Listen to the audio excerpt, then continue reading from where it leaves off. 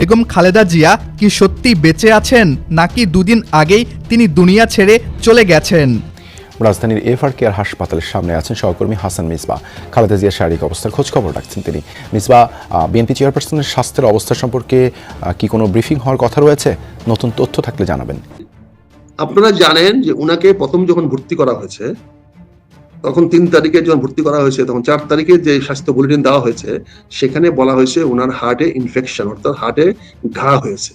আসসালামু আলাইকুম দর্শক শ্রোতা, আশা করছি সবাই ভালো আছেন। আলহামদুলিল্লাহ আমিও ভালো আছি। দর্শক শ্রোতা, আপনারা তো সবাই সালমান শাহকে চেনেন। দর্শক শ্রোতা, তার এই হত্যা নিয়ে এটা কি সমালোচনা শুরু হয়ে গেল, যেটা শুনে আপনি রীতিমতো অবাক হয়ে যাবেন। দর্শক, অবশ্যই সামিরা এবং ডন গ্রেফতার কি হতে যাচ্ছে তাদের সাথে। দর্শক, আজকে এই ভিডিওটি খুবই ইম্পর্টেন্ট হতে যাচ্ছে, তাই ভিডিওটি না টেনে শেষ পর্যন্ত ধৈর্য সহকারে দেখে যাবেন, তাহলে কিন্তু মূলত ভিডিওর আসল রহস্যগুলো বুঝতে পারবেন এবং জানতে পারবেন।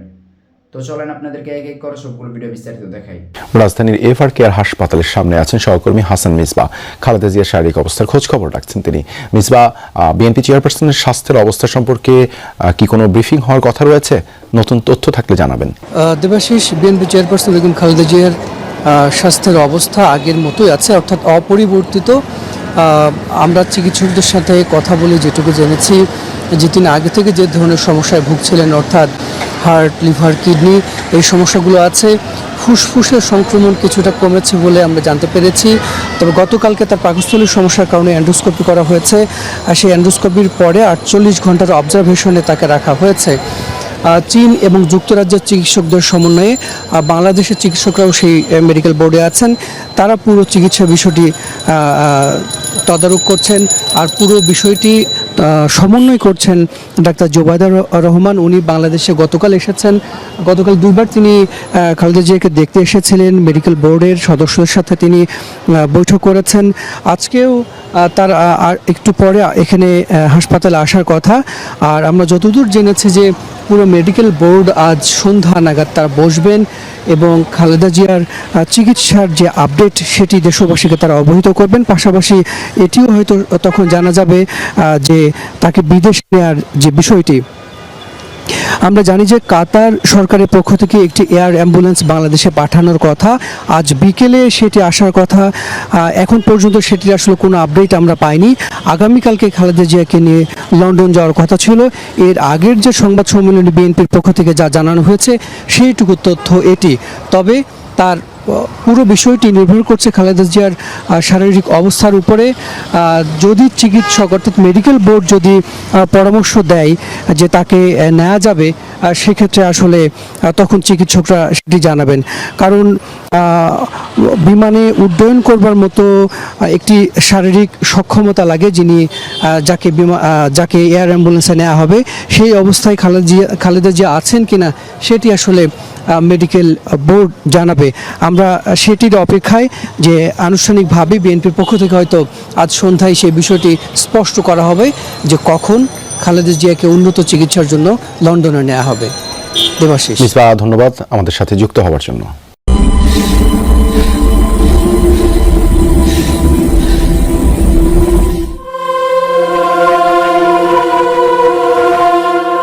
বাংলাদেশ আজ এক প্রশ্নে থমকে আছে। বেগম খালেদা জিয়া কি সত্যি বেঁচে আছেন নাকি দুদিন আগেই তিনি দুনিয়া ছেড়ে চলে গেছেন? আর দেশের জনমত ও রাজনৈতিক পরিস্থিতি সামাল দিতেই কি তাকে কৃত্রিমভাবে বাঁচিয়ে রাখা হয়েছে?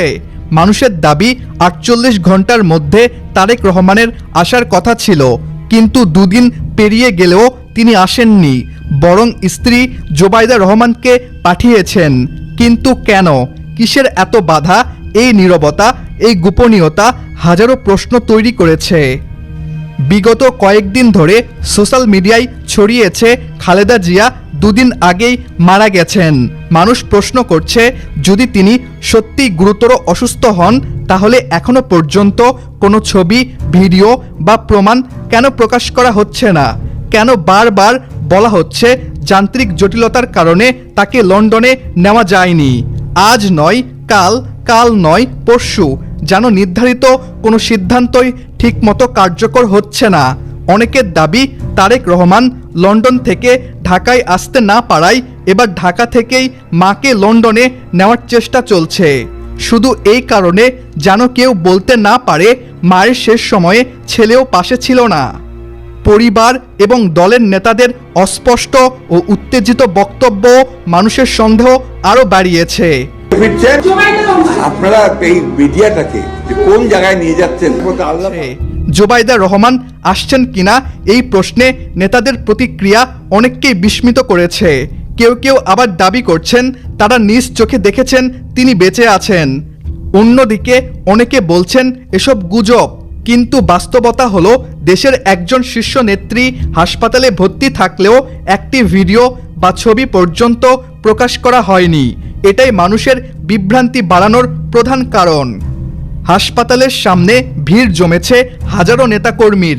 কেউ দাঁড়িয়ে টিকটক বানাচ্ছে, কেউ দোয়া করছে, কেউ বা নিজের চোখ, কিডনি, ফুসফুস যা আছে দিতে প্রস্তুত, শুধু তিনি যেন সুস্থ হয়ে ওঠেন। মানুষের আবেগ তুঙ্গে। এই দৃশ্য শুধু একটি রাজনৈতিক দলের নয়, বরং পুরো জাতির প্রতি তার অবস্থানের প্রতিফলন। এদিকে সোশ্যাল মিডিয়ায় ছড়িয়েছে আরও একটি খবর। হাসপাতালের সামনে এসএসএফ মোতায়েন রয়েছে মৃতদেহ নিরাপদে বের করে আনার প্রস্তুতি হিসেবে। এটি সন্দেহ আরও ঘন করেছে।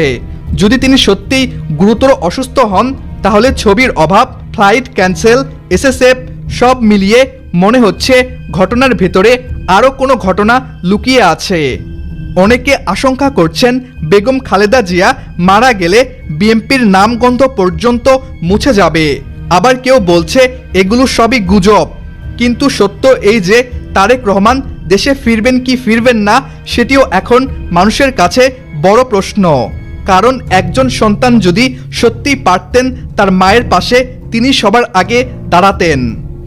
রাজনীতির কারণে একজন মা মৃত্যুশয্যা থেকেও ছেলেকে শেষবার দেখতে পান না এবং ছেলে মাকে এক পলক দেখার সুযোগ পায় না। এটা কেমন রাজনীতি? গণমাধ্যম বলছে তিনি এখনো বেঁচে আছেন এবং তাকে বিদেশে নেওয়া হবে। কিন্তু কেন নেওয়া হয়নি? কেন এখনো কোনো পরিষ্কার ঘোষণা নেই?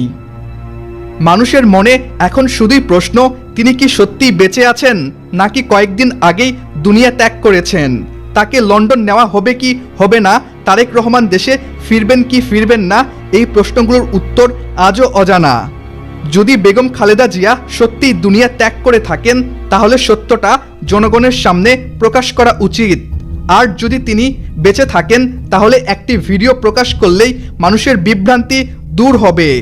কারণ হাজারো মানুষ তার জন্য কাঁদছে, দোয়া করছে, তার মুখের হাসি দেখার আশায় এখনো পুরো দেশ তাকিয়ে আছে।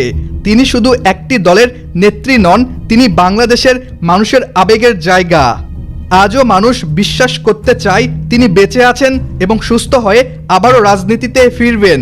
সবশেষে একটাই দোয়া, আল্লাহ তুমি এই ইসলাম প্রিয় নেত্রী খালেদা জিয়াকে বাংলাদেশের জনগণের মাঝে আবারও ফিরিয়ে দাও, আমিন। আপনারা জানেন যে উনাকে প্রথম যখন ভর্তি করা হয়েছে তখন 3 তারিখে যখন ভর্তি করা হয়েছে তখন 4 তারিখে যে স্বাস্থ্য বুলেটিন দেওয়া হয়েছে সেখানে বলা হয়েছে ওনার হার্টে ইনফেকশন, অর্থাৎ হার্টে ঘা হয়েছে। ওনার হার্টে ঘা হয়েছে। হার্টে ঘা হওয়া কি জিনিস? হার্টে ঘা হলে হার্টটা এক্সপ্যান্ড করতে পারে না, হার্টটা বাড়তে পারে, কারণ প্রচন্ড ব্যথা হয়। কারণ হার্টটা তো সবসময় নড়াচড়া করে। যে জায়গায় কোনো ঘা হয় সে জায়গায় নাড়াচড়া করা যায় না, নড়াচড়া করলে ব্যথা ওখানে বেড়ে যায়।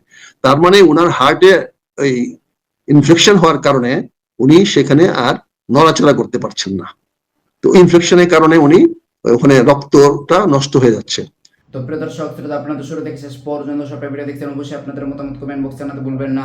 আর নতুন নতুন আপডেট ভিডিও পেতে অবশ্যই আমাদের চ্যানেল আইকন সাবস্ক্রাইব করে দিন। তো আপনাদের সাথে আবার দেখা হচ্ছে পরবর্তী এক ভিডিওতে।